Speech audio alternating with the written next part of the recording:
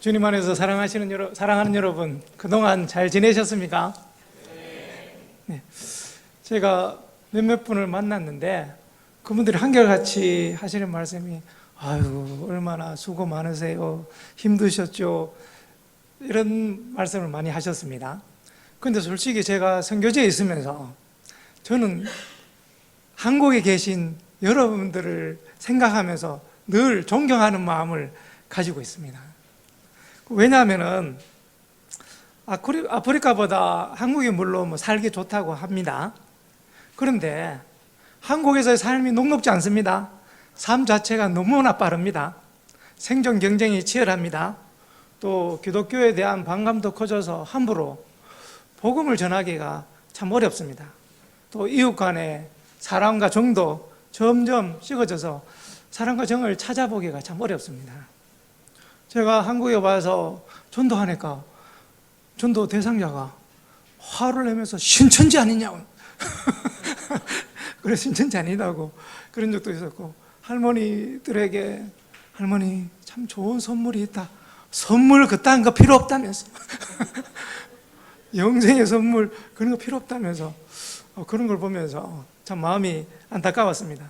그런데 이제 선교지에는 그런 일이 일단 없습니다. 삶의 여유가 있고 기독교에 대한 반감도 있지만 그래도 복음을 전하면 그 사람들이 듣고 또 예수님도 믿고, 또 아이들 같은 경우는 비스켓 한 봉지에 비스켓 낱개로 4개 들었는데 그 낱개 4개로 25명이 같이 먹으면서 기뻐하고 좋아하고, 그 낱개 4개인데 25명 그거 잘게 쪼개서 한 번 25명 다 주고 또다시 한 번 더 돌릴 정도로 그렇게 작은 조각을 받는데도 아이들이 참 기뻐하고 즐거워하는 모습들이 있습니다.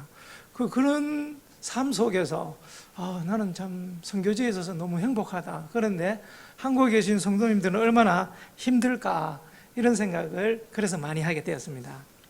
여러분, 아무쪼록 힘들더라도 처음 신앙 끝까지 지켜가시길 바랍니다. 그리고 예수님의 그 첫사랑, 그것을 끝까지 가져가시길 바랍니다. 저는 오늘 본문 말씀을 통해서 세상 속의 그리스도인이라는 제목으로 세상 속에서 예수님을 믿고 따르는 여러분에게 3가지 권면을 드리고 싶습니다. 그리고 3번째는 설교 중에 또 영상을 같이 보도록 하겠습니다. 첫 번째, 세상 속의 그리스도인들은 광야를 찾아가야 합니다. 오늘 읽은 본문 앞부분에 세례 요한이 제자 둘을 보내어 예수님께 질문합니다. 오실 그이가 당신입니까? 아니면 우리가 다른 사람을 기다릴까요? 이랬는데 이 말 뜻은 당신이 우리가 기다리는 그 메시아 맞습니까?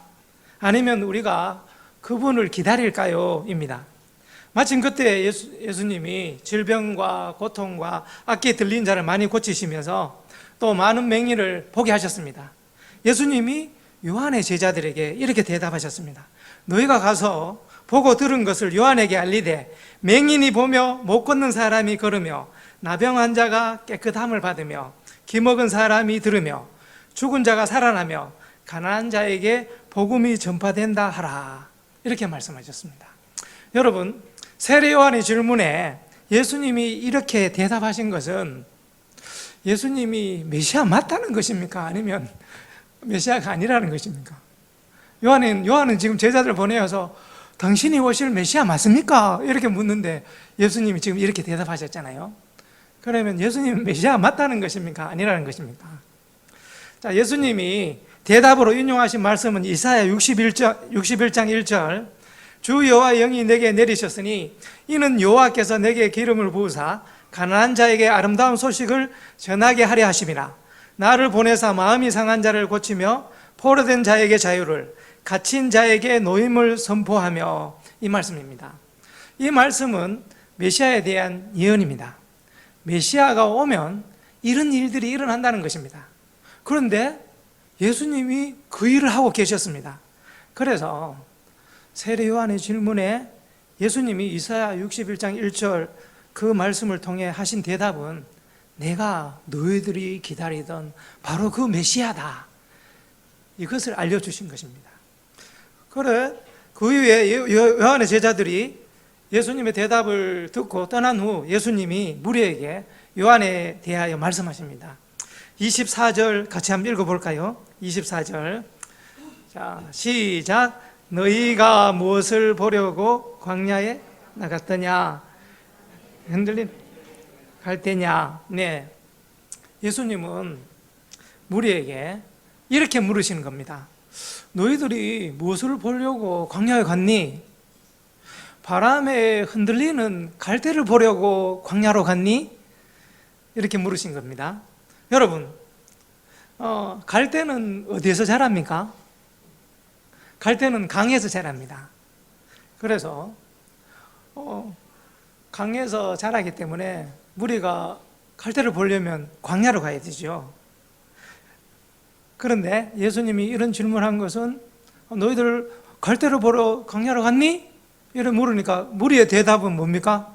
아니요, 우리는 갈대를 보려고 광야로 간 것 아닙니다. 이렇게 아니로라는 대답을 했을 것입니다. 그 다음 또 예수님이 질문하시고 답을 주십니다. 25절. 그러면 너희가 무엇을 보려고 나갔더냐? 부드러운 옷 입은 사람이냐? 보라, 화려한 옷을 입고 사치하게 지내는 자는 왕궁에 있느니라. 예수님은 이렇게 무리에게 말씀하시는 겁니다. 너희들이 갈대를 보려고 광야로 간 것이 아니면 무엇을 보려고 광야로 갔니? 부드러운 옷을 입은 사람이나 화려한 옷을 입고 사치하게 지내는 사람을 보려고 광야로 갔니? 만약 그런 사람을 보려고 광야로 간 것이 아니라면 너희들이 왜 광야로 갔니? 이렇게 물으신 겁니다. 여러분, 부드러운 옷 입은 사람, 화려한 옷을 입은 사람은 예수님께서 답을 하시기를 너희들이 그런 사람을 보려고 한다면 광야로 가면 안 되고 왕궁으로 가야 해. 예수님이 말씀하신 것입니다. 자, 여러분, 무리들은 갈대를 보기 위해서 광야로 간 것이 아니었습니다. 또 부드러운 옷을 입은 사람이나 화려한 옷을 입고 사치하게 지내는 사람을 보기 위해서 광야로 가지 않았습니다. 그러면 사람들이 광야로 간 이유가 무엇입니까? 그 이유가 26절에 나옵니다. 26절. 그러면 너희가 무엇을 보려고 나갔더냐? 선지자냐? 옳다. 사람들이 광야로 갔던 이유는 선지자 세례 요한을 보기 위해서 광야로 갔습니다. 그러면 여러분, 그러면 왜 사람들은 세례 요한을 광야에서 만나기를 원했을까요? 왜 세례 요한을 보러 광야로 갔습니까? 그 이유는 말라기 선지자 이후 400년간 하나님의 말씀이 없었습니다. 그런데 세례 요한이 나타나서 하나님의 말씀을 선포하기 시작했습니다. 그래서 사람들은 그 하나님의 말씀을 들으러 광야로 갔습니다. 사람들은 광야에서 세례 요한을 통해 하나님의 나라에 대해, 예수님에 대해서 들었습니다. 여러분, 광야하면 떠오르는 것이 무엇입니까? 황량한 들판, 외롭고 쓸쓸한 곳, 추위, 더위, 고독 등등 이런 것들이 있습니다. 또 반대로 세상하면 떠오르는 것이 무엇입니까? 복잡, 빠름, 사건, 사고, 쾌락, 죄 이런 것들이 떠오릅니다. 여러분, 지금 여러분들이 살고 있는 곳은 세상입니다. 그렇지만 여러분들이 찾아가야 할 곳은 광야입니다. 이 광야는 지리적 광야가 아닙니다. 영적인 광야입니다. 세상에 있으면서도, 삶의 현장에 있으면서도 모든 분주함을 떠나서 말씀과 기도로 조용히 하나님과 만날 수 있는 장소와 시간, 또 하나님 음성을 들을 수 있는 곳, 하나님으로 인해 새롭게 되고 재충전되는 곳, 그것이 바로 영적인 광야입니다. 여러분은 영적인 광야를 늘 찾고 계십니까? 네. 안타까운 것은 이 세상에는 우리에게 재미를 주는 것, 즐거움을 주는 것들이 참 많습니다. 그래서 나이 든 세대나 젊은 세대나 영적인 광야를 찾는 시간들이 점점 줄어들고 있습니다. 한 대학생이 저에게 이런 말을 했습니다. 영화 보고 핸드폰 하는 데는 시간 가는 줄 모르겠는데 기도 10분 하는데 정말 미치는 줄 알았다면서. 예, 그만큼 이 영적인 광야를 찾는 게 쉽지 않다는 것을 보여줍니다. 제 생각에는 나침반이 방향을 알려주는 역할을 한다면 오늘날에는 핸드폰이 우리의 관심과 생각이 어디로 흘러가고 있는지 잘 알려주는 역할을 한다고 생각됩니다. 제가 전에 케냐에 있으면서 한국에 있는 사람들은 어떤 생각, 어떤 마음을 가지고 살아갈까, 그것을 알아보고 싶어서 유튜브를 통해서 감동 사연, 반전 사연을 읽어본 적이 있습니다. 그런데 신기한 일이 일어났습니다. 유튜브가 제가 어디에 관심인 줄 알고 유튜브만 켜면 사연들이 쭉 나오는 것이었습니다. 여러분, 눈에 좋아 보이는 것, 또 재미있는 것을 쫓아가는 삶은 하나님의 뜻을 떠나 세상의 그 현세적 가치들에 의해 결정되고 이끌린 삶을 사는 것입니다. 그렇지만 영적인 광야를 쫓아 살아가는 삶은 예수님이 가져오신 새 시대의 지배 아래 사는 것입니다. 한 그리스도인이 정신적 스트레스를 풀어보려고 드라마를 많이 봤답니다.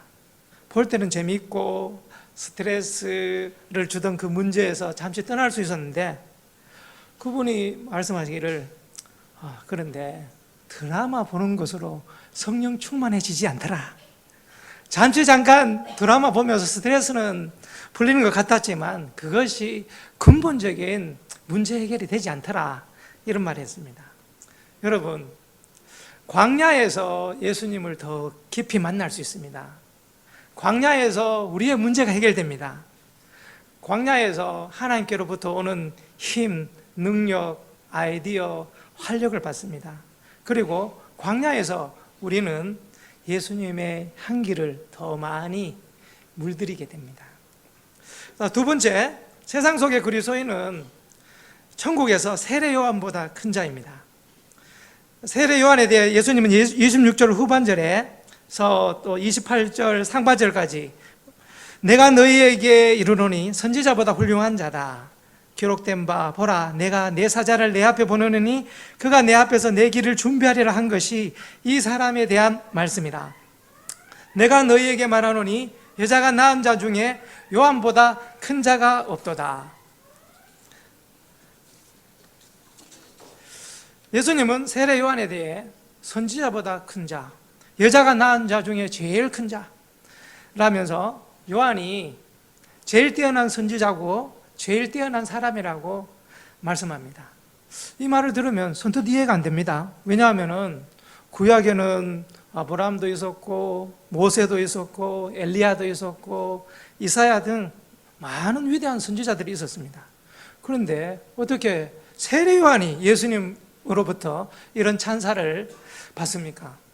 그 이유는 세례 요한의 사명과 역할이 다른 선지자들과 달랐기 때문입니다. 구약의 선지자들은 오실 메시아 예수 그리스도를 선포했습니다. 그리고 또 그 예수님이 오실 예수님을 생각하면서 기뻐했습니다. 또 그들은 오실 메시아의 그림자 역할을 했습니다. 그런데 세례 요한은 달랐습니다. 세례 요한은 새로운 시대를 선포하는 사역자였습니다. 예수님을 직접 보았고 예수님을 선포하며 예수님 바로 앞에서 예수님의 오실 길을 예배하는 그런 역할을 했습니다. 그러므로 새 시대를 가지고 오신 예수님, 그 예수님 이전의 시대의 사람들은 모두 옛시대에 속한 사람이고 그 세례 요한도 옛시대에 속한 사람으로서 사실은 다른 선지자보다 예수님 바로 앞에 있었으니까 위대한 선지자였습니다. 자, 그런 세례 요한이지만 28절의 하반절에서는 예수님이 무엇을 말씀하십니까? 그러나 하나님의 나라에서는 극히 작은 자라도 세례 요한보다 크니라. 어떻게 이 일이 가능하게 되었습니까? 이 일은 예수님의 오심으로 가능하게 되었습니다. 세례 요한은 여전히 옛시대에 속한 사람이지만 이미 오신 예수님을 믿는 우리, 또 하나님의 나라에 속한 사람들은 인간의 세대에 속한 사람들 가운데 가장 위대한 인물보다 더 위대한 사람입니다. 예수님이 오심으로 말미암아 예수님 믿기 전과 후, 예수님이 오시기 전과 후의 삶은 엄청나게 달라졌습니다. 명확한 구분이 있습니다. 어떻게 우리가 구분할 수 있습니까? 먼저는 영역이 바뀌었습니다. 전에는 우리가 사단의 나라에 속했습니다. 그러나 이제는 하나님의 나라로 옮겨졌습니다. 또 신분이 바뀌었습니다. 전에는 우리는 종의 신분이었습니다. 그러나 이제는 하나님의 자녀가 되었습니다. 또 시대도 바뀌었습니다. 전에는 사망과 죄와 옛 시대에 또 살았다면 이제는 의와 생명과 평안의 시대로 바뀌었습니다. 우리는 또 생명을 얻었습니다. 전에는 허물과 죄로 죽었습니다. 그런데 이제는 다시 살아났습니다. 또 우리는 영에 속한 자가 되었습니다. 전에는 육신에 속해 있어 육신대로 살았습니다. 그러나 이제는 영에 속해 있습니다. 또 우리는 승리하는 삶을 살 수 있게 되었습니다. 전에는 어쩔 수 없이 죄를 지을 수밖에 없는 그런 존재였습니다. 그러나 이제는 예수님 덕분에 우리는 죄를 멀리하고 죄와 싸우며 승리하는 삶을 살 수 있게 되었습니다. 또 우리는 사람이 바뀌었습니다. 전에는 죄인이었습니다. 이제는 의인이 되었습니다. 또 보배를 가진 자가 되었습니다. 전에는 깨지기 쉬운 질그릇 그 자체였습니다. 그러나 이제는 질그릇에 보배, 즉 복음과 예수님을 담은 자가 되었습니다. 그러기에 예수님으로 말미암아 예수님을 믿는 한 사람 한 사람은 정말 보배롭고 존귀한 자입니다. 여러분 자신을 그렇게 생각하고 그렇게 여기고 계십니까? 여러분, 예수님 믿기 전에 우리는 끊임없이 죄를 지었습니다. 예수님 믿은 이후에도 이미 구원을 받았는데 아직 천국에 도달하지 않았기 때문에 여전히 죄를 짓기도 하고 또 넘어지고 자빠집니다. 그럼에도 연약한 우리 안에 보배로운 복음, 연약한 우리 안에 보배이신 예수님이 계시기에 우리는 보배롭고 존귀한 자입니다. 여러분, 제가 한 번은 하나님의 사랑을 이렇게 생각하다가 감동이 된 적이 있었습니다. 제 자신을 관찰하면서 제 자신은 몸을 가지고 있잖아요. 그런데 이 몸 이거를 사랑할 수가 없겠더라고요. 왜 그러냐면은 여자분들은 화장을 해서 얼굴을 예쁘게 하려고 꾸미기는 합니다만 사실은 가만히 보면 이 눈에서는 눈곱이 끼죠. 입에서는 입냄새는 하죠. 피부에서는 온갖 노폐물을 쏟아내죠. 그러니까 사람을 가만히 보면 이 사랑할 만한 존재가 아닌 것입니다. 어이구 더러워 이렇게 하면서 멀리할 수밖에 없는 존재인데 하나님이 이런 우리를 또 제 자신을 사랑하고 계신다. 그것을 보면서 너무 감동이 되었습니다.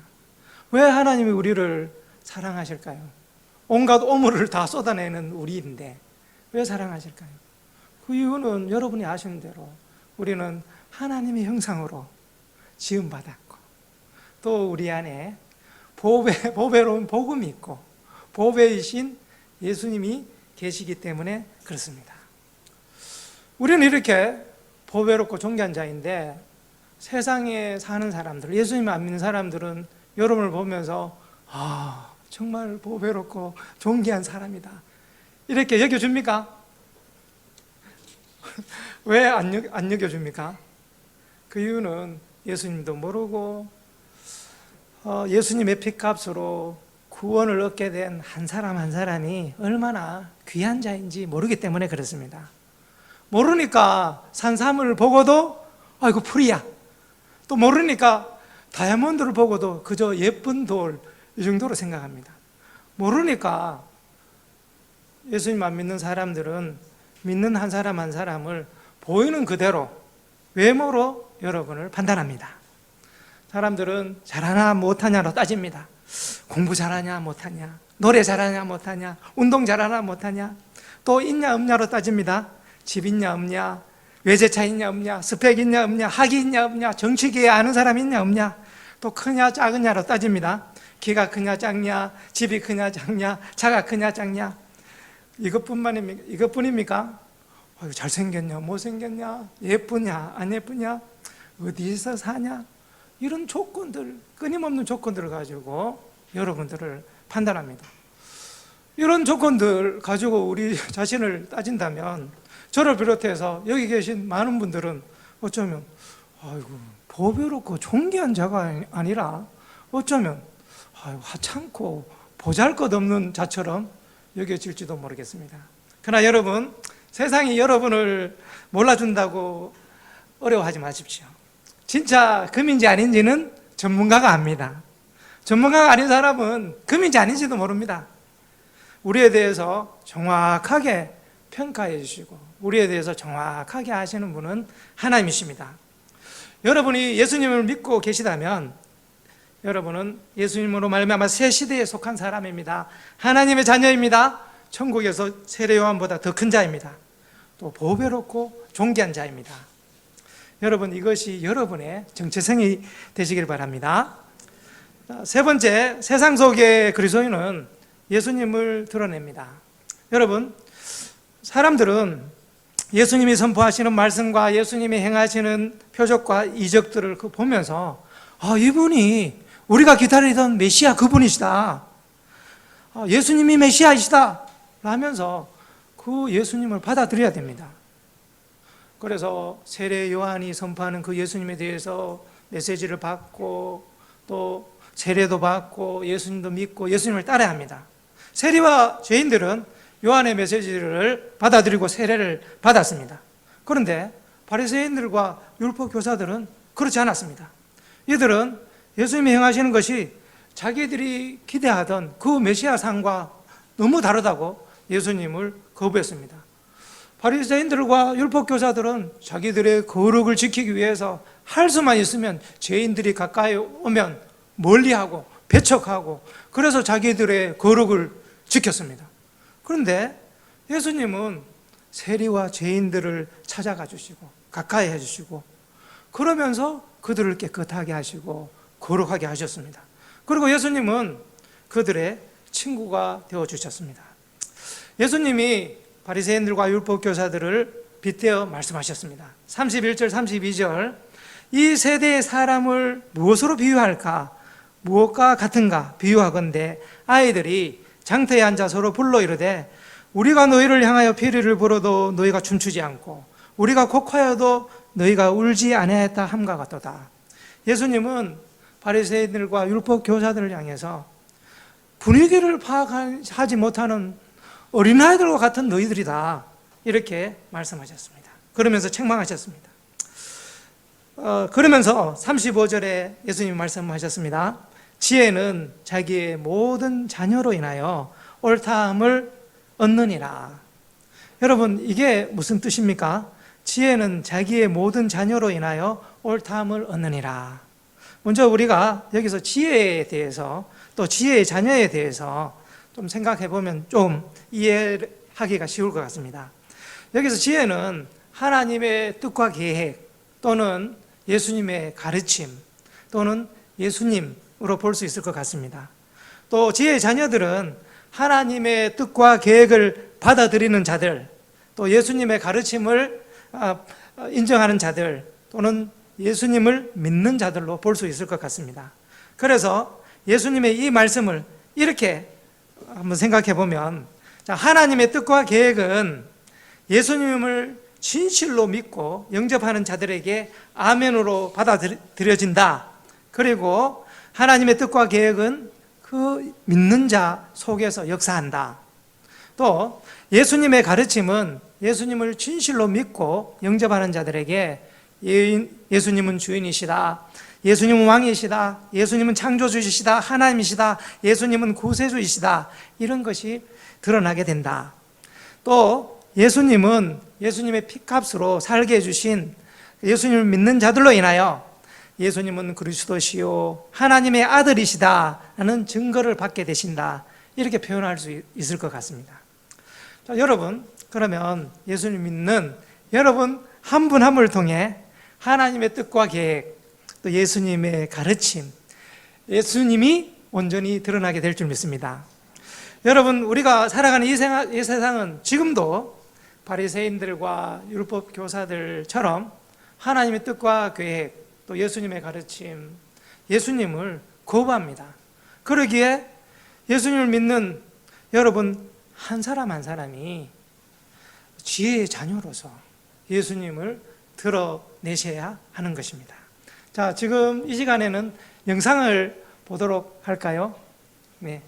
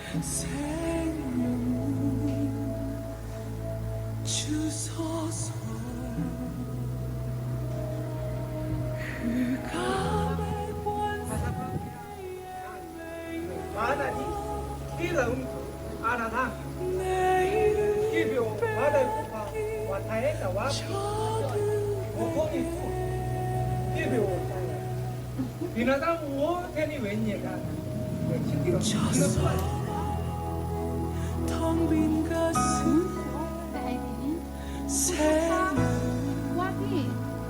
주소서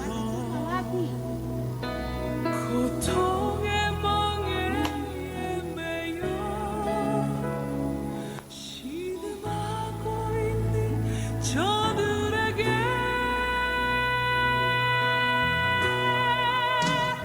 아버지여 이 백성 다시 살게 하소서.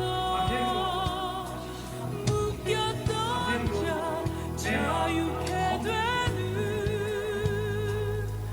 영광의 날을 주소서. 아버지여 이 나라 주의 것 되게 하소서. 영원하신 하늘 아버지 다시 섬기게 하소서. 메마른 뼈들에 생기를 부어주소서. 아버지의 긍휼 주의 군대로 서게 하소서. 성령의 바람 이제 불어와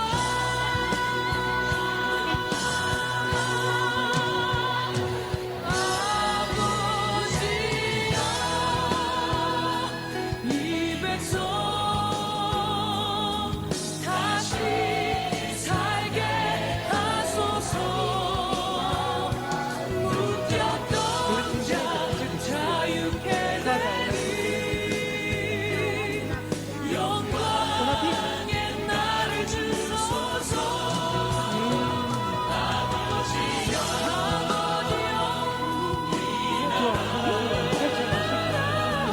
주의 것 되게 하소서. 영원하신 하늘 아버지 다시 섬기게 하소서. 영원하신 하늘 아버지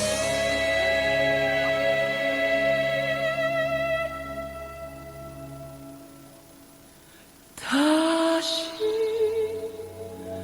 섬기게 하소서.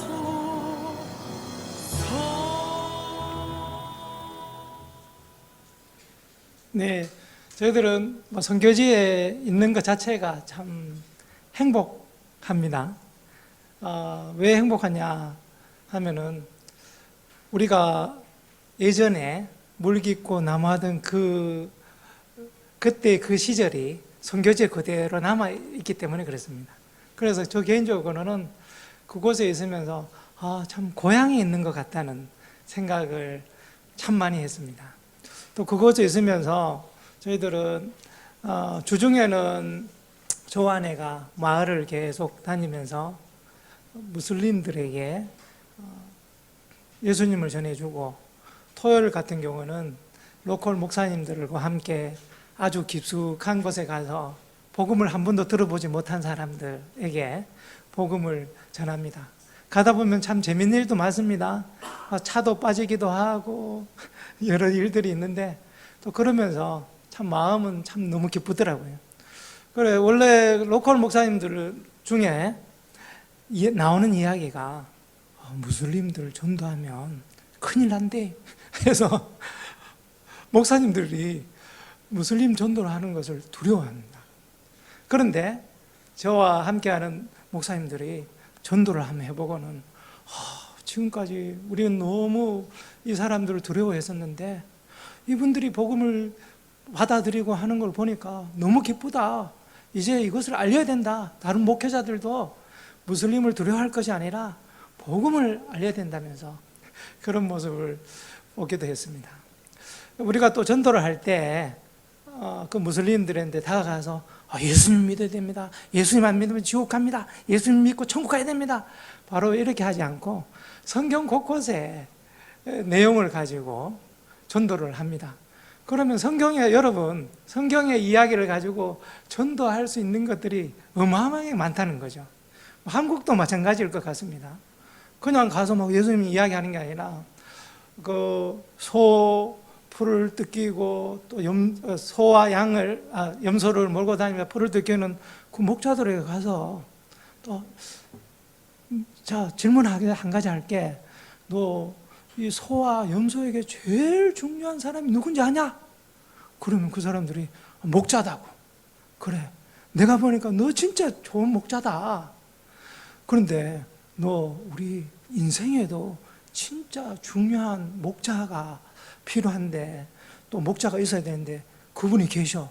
그 목자가 누군지 알아? 그러면 이 사람들이 그 무슬림이지만 그 목자가 누구냐고 묻는다.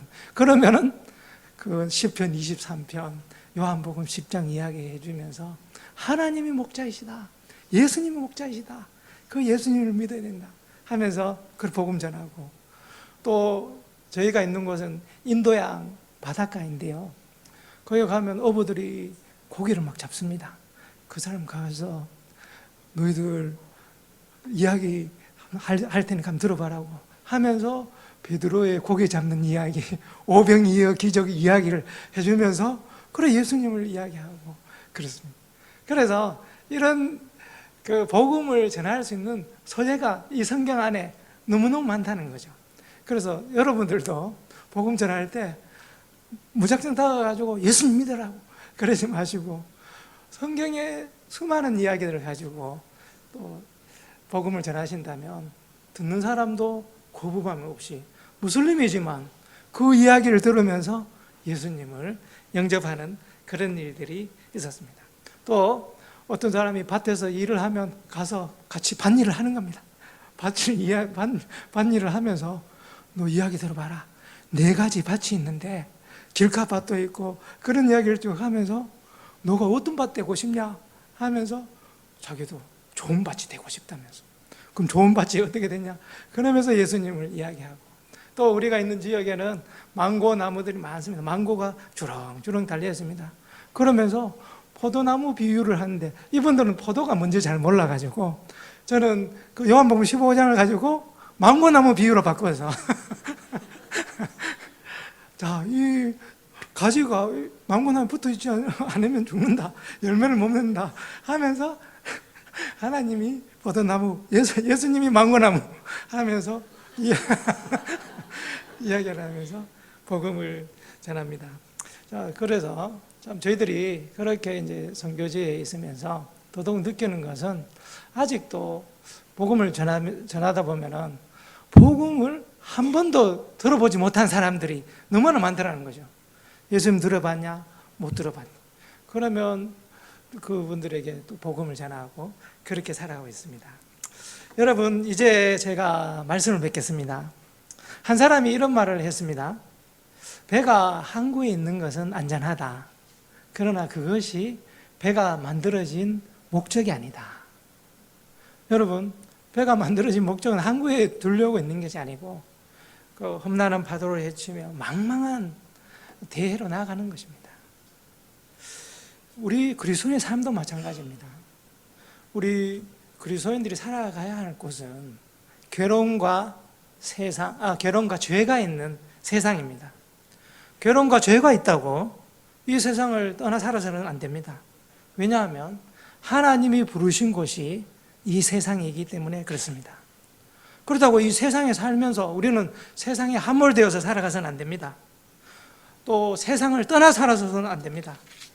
비록 이 세상에 괴로움과 죄가 있지만 이 세상에 살아가면서 세상과 분리되지도 않고 세상에서 구별되어 세상 속에서 광야를 찾아가시는 여러분, 또 세례요보다 큰 자인 정체성을 가지고 세상에서 예수님을 드러내는 여러분이 되시기를 바랍니다. 네, 기도하시겠습니다. 하나님 아버지, 우리 된 것은 하나님 아버지의 은혜임을 진심으로 고백합니다.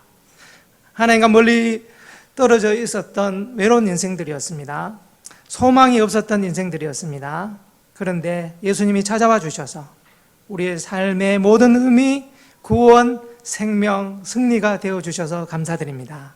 이제 예수님 안에 있기에 예수님의 능력으로 우리의 좁은 시야, 좁은 감정, 좁은 마음을 넘어서서 세상을 품을 수 있게 하시고 세상 가운데서 예수님을 드러내며 하나님을 영화롭게 해드리는 우리가 되게 하여 주십시오.